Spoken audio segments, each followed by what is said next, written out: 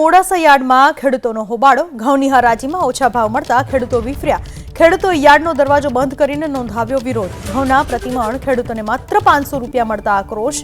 Yard સત્તાધીશોએ ખેડૂતોને સમજાવીને મામલો થાળે પાડ્યો। અરવલ્લીના મોડાસા યાર્ડમાં ખેડૂતોએ હોબાળો મચાવ્યો। મણ દીઠ માત્ર 500 રૂપિયા મળતા ખેડૂતોએ હોબાળો મચાવ્યો। અરવલ્લીમાં ઘઉંના પ્રતિમણ માત્ર 500 રૂપિયા મળી રહ્યા છે। ખેડૂતોએ યાર્ડનો દરવાજો બંધ કરી દીધો અને વિરોધ નોંધાવ્યો। જો કે યાર્ડ સત્તાધીશોએ ખેડૂતોને સમજાવટ સાથે મામલો થાળે પાડ્યો। અરવલ્લીના મોડાસા યાર્ડમાં ઘઉંની હરાજી, જ્યાં ઓછા ભાવ મળતા ખેડૂતો રોષે ભરાયા।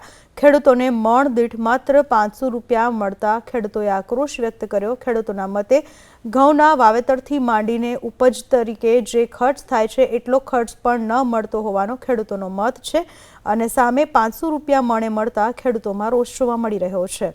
આ વિશે વધુ માહિતી આપવા આપણી સાથે જોડાઈ ચૂક્યા છે અમારા સંવાદદાતા દેવાંગ। ખેડૂતોનું શું કહેવું છે અને સામે યાર્ડ સત્તાધીશોએ આટલા ઓછા ભાવ માટે શું જવાબ આપ્યો?